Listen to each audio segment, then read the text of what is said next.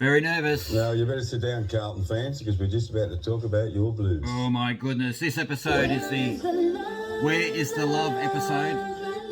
Because of course we lost to Port last weekend. The siren about to go here at the MCG. Jonas runs out of full back. It's all over. 28 points is the victory. Port Adelaide 15-6-96. Defeated Carlton 9-14-68. It wasn't good. We lost. We went into the game with such high hopes and high expectations. Lee Montagno on Triple M had this to say before the game. I'm really looking forward to this one. I want to find out who Carlton are this year. And after the game, he said this. I just think they're an average team. They're a good team. They'll win some games and they'll beat opposition, but they're not consistent enough with particularly how they defend. I don't know how many goals off turnover tonight, Ethan, but they concede too many goals from turnover. Their ball use is generally one of their strengths tonight. They're ordinary. Oh, gee whiz. Didn't get much better during the game either. They've got a bit of work to do here, the Blues. I know it's only early days, but the Blues going by foot, it just seems like they're under a lot of pressure, no real good looks. Andy Williams there, he went to balk him and then just dropped the ball cold, and then he went to handball and he's buggered that up as well.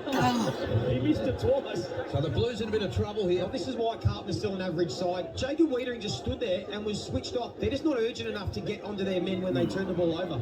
As I said, the Blues just trying to stay in touch here. They're promising a lot at the minute, the Blues, but not really delivering. Too many passages for mine for Carlton.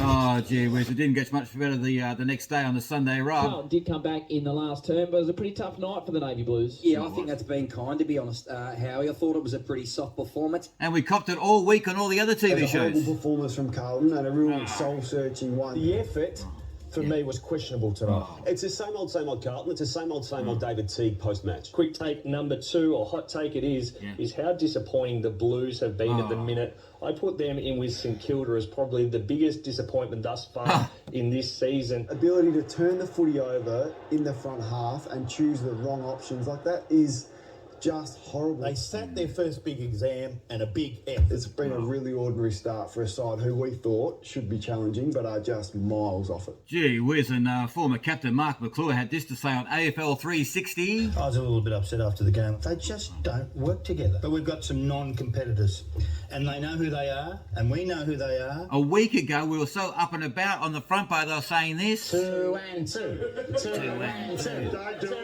2. It was looking good. Then on the front bar this week, they said this. 2 and 3. 2 and 3. 2 and 3. Wasn't good at all. And Mick Molloy reckons in a couple of weeks' time they'll be saying this. 2 and 10. 2 and 10. We said it once, we'll say it again. No love at all this week. Let's check out some podcasts. Podcast views.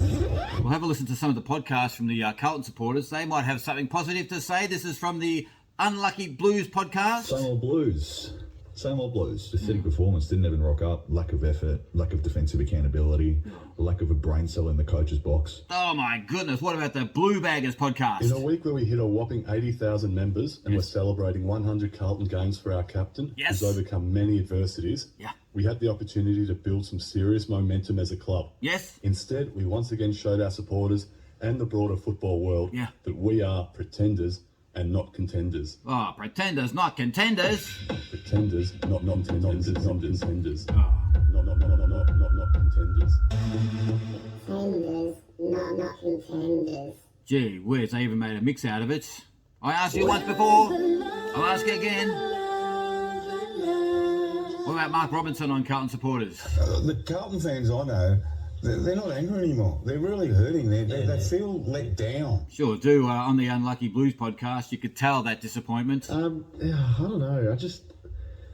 I'm really lost for words, and I don't know what we can do. I don't know what we can do because no matter what we do, we lack the ability to do basic things. And Robbo still took us to task on AFL 360. Defensively, they can't shut down oppositions. And if you watch the game, and you watch Port swan through the middle of the MCG, it's like, oh wow, this is going to be 10 goals. It's going to be 15 goals this game. So they've got issues everywhere, absolutely everywhere. Let's change the subject for a second. Weather watch. Weather watch. Hopefully we can find something positive in the weather. We didn't have a very good summer. In fact, I think it skipped summer altogether and went straight from autumn into winter. Let's check out what the weather's been like so far. The chilly conditions continue today. Victoria has recorded its first snowfall of the year. Wild weather made for a miserable day in Melbourne. We're in for another chilly morning, down to 5 degrees. That brought rain and hail across Melbourne, and today it's still been snowing in the high country. And luckily this icy blast is only a short-term hit. They will stay cool for at least another week, I'm afraid. So winter is well and truly on the way. Hey, let's check in with Carlton again. Maybe things have gotten better. This is a benchmark game for Carlton to see where they're at. They've still got a bit of work to do. Oh, my goodness. Matthew Lloyd, have you got anything good to say? To me, they're a nervous side. They're a fumbly side. Defensively, they're not sound. And they're lacking work rate. So I don't know where you'd start. There's a few issues. Yes, there's a lot of issues. I don't know what their weapon is, Hutch. What is their point of difference? I don't think they've got one at the moment. Gee, well, what about Ross Lyon on the Sunday Rub on Triple M? I read an article somewhere where Michael Barlow was quoted, and he's a pretty good judge, Mick, and he said some of their efforts were borderline disgraceful. Come on, somebody has to say something positive. Nathan Brown? There are many of them who turn it over. You'd like to think that Paddy Cripps could be better with his use. I think Sam Walsh is a very good kick.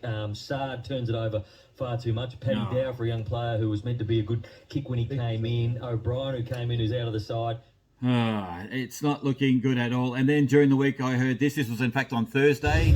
And is it all falling apart at the Blues as David Teague gets a mentor? And they went on to say this. Good evening. Is it a case of panic stations or good management? Either way, Carlton sprung a major surprise today. It has appointed John Worsfold as a mentor to coach David Teague, and the move has set tongues wagging. There's a lot of debate about that one. Could be good, could be bad. We'll have to wait and see. But let's turn to something positive. Brenton Sanderson and Nathan Bucket played tennis. Collingwood star Jordan De Goey has been charged with indecent assault. I think we'll end off on this because we've got to end off on a positive note. Collingwood always help us out by doing something really bad, take away the focus on us. This is what they got up to after last weekend's game. In the AFL, Collingwood has been fined $20,000 after two players used their mobile phones during last Friday's game against West Coast. Oh, good on you, Collingwood. Thanks for helping us out. But Carl played the Lions tonight or this afternoon. Go Blues, let's do it. Cheers.